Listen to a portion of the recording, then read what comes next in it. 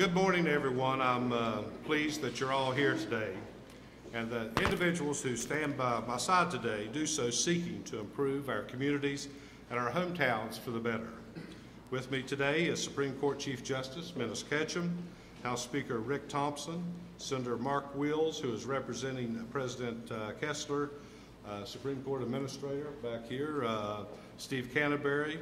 We've also got with us today Community Leader Matthew Watts, Employee Representative Elaine Harris, County Representative Patty Hamilton, Prosecuting Attorney John Board, and members of my administration.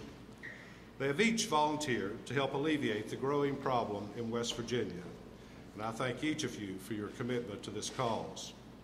It's no secret West Virginia's prisons and jails are overcrowded. The bigger issue is the criminal activity that puts more and more people behind bars. If we're going to solve the overcrowding problem, we have to start at the beginning, and that is what I've asked these people here today to do. With the facts like the total state-sentenced inmate population is nearly 7,000 people, we cannot house all of them. And the task before us will not be easy. While we must act, we cannot do it alone. And that's why I'm leading a justice reinvestment process. And I've asked the Council of State Government's Justice Center, with whom I've had an established relationship, to help. I've also asked the Pew Center on the States and the U.S. Department of Justice's Bureau for Justice Assistance to join our newly formed working group. And I'm pleased to say that they are each committed to helping us analyze the situation and develop potential options before next year's legislative session. Together, we can improve public safety and address our prison overcrowding in a cost-efficient manner. At this time, I'd like to call upon the members of the working group to share with us their thoughts. This time I'll call on Chief Justice Menace Ketchum. Chief Justice. Thank you, Governor. The judiciary is thrilled that this is taking place, and if the Center for Justice that's coming in here can do what they did for Texas, then our state will be a long way towards correcting our problem. In Texas, they were getting ready to build $1 billion, with a B, $1 billion worth of penitentiaries. And they brought in the Justice Center who studied it. And as a result of their studies, they didn't have to build any more penitentiaries. They didn't have to spend $1 billion, and eventually, they actually closed 2 penitentiaries. So we're thrilled to have the Justice Center here because we do have a problem. Now, this couldn't be possible without the funding of the Pew Foundation, who've been very generous to help us solve this social problem. And I want to recognize our 2 representatives from the Pew Foundation. And Lindsay, would you stand up? Stand up. And Richard. And we can thank them for funding this program so it doesn't cost the state of West Virginia. And along with the Justice Center, they were hopefully that they can keep us also from not building new penitentiaries and new prisons. So thank you very much.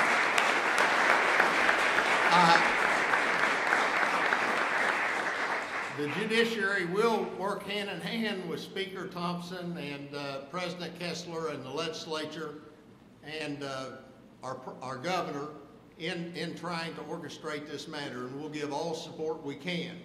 Now with that, I do have court, and so I know it's rude, but I'm going to have to leave. If I don't get to court, I'm afraid that Governor Tomblin may cut my salary. And you know, I've been on a fixed income since 2009, so if you don't mind, I will excuse myself. Thank you.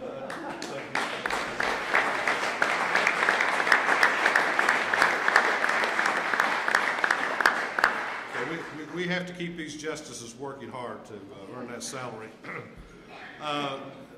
President Kessler was unable to be here with us today, but representing him is Senator Mark Wills, and call on Mark. I'm pleased to be here today on behalf of President Kessler. I can tell you he is serious about finding a solution to this problem.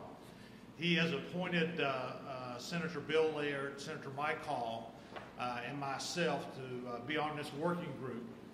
And we will find a solution, working with the governor and with the House and their representatives. We intend on finding a solution and fast.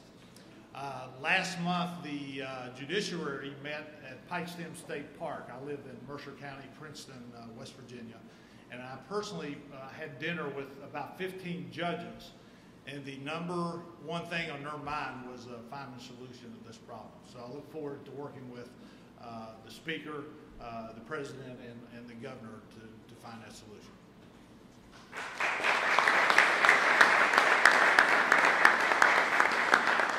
Thank you, Senator. And now it's indeed my privilege to introduce Speaker Thompson. This is one of those few instances when all three branches of government works together, and I'm very pleased to have us because we realize the problem we have in our state. So it's indeed my honor at this time to introduce the Speaker of the House, Rick Thompson. Mr. Speaker.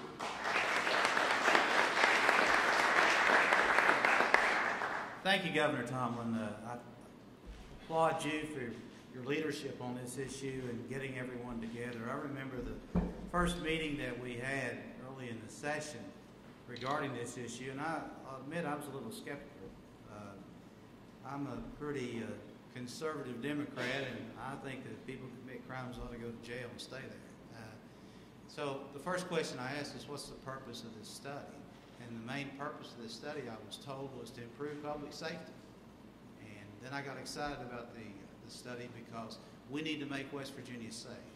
We don't want to close prisons, reduce the number of prisons, and make our people have crimes in their neighborhoods. So we'll be looking at these issues with that goal, to make West Virginia a safer place to live, work, and raise your family.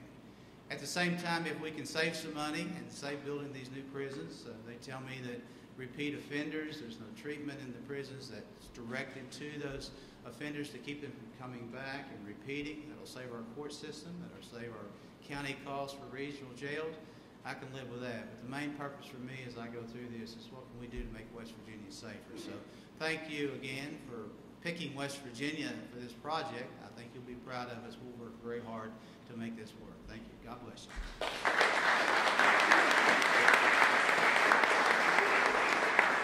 Thank you very much, Mr. Speaker. The one person who is well-versed in this topic is the Supreme Court Administrator, Steve Canterbury. As the former executive director of our regional jails, Steve understands the situation very well. So, Steve. Thank you, Governor. I also want to thank the Pew Safety Performance Project, the Pew Center on the States. That's a mouthful. Also, the Bureau of Justice Assistance. Those are the two funders. And the Justice Center itself, with Megan Grasso and Ed Weckerly and Carl Reynolds, Jason. They're going to be in this state quite a bit, doing what they need to do to mine the data. We need an objective look at the data. Sometimes it doesn't match up. Right off the bat, we've learned that we have a difference of data with probation data from the court and data from the DOC regarding probation violations. These are the kinds of things they do. I could talk all too much about this, but I do want to say a few things. It takes all three branches and both parties working together to solve these problems. If we're going to enhance public safety in a manner that really works, that really does make a difference, and doesn't just keep circling people right through the system. After all, every time a person recidivates, that's a failed investment of taxpayer dollars, because we should have been able to solve the problem the first time through. And that's at the heart of our overcrowding, are these repeat offenders. This is workhorse kind of work. It's not showhorse kind of work. And that's what we're going to have in the working group. And I'm looking forward to doing everything I can. And of course, I'll bring anybody from the judiciary I need to make sure that we get as much information as we possibly can. Thank you. Thanks to everyone.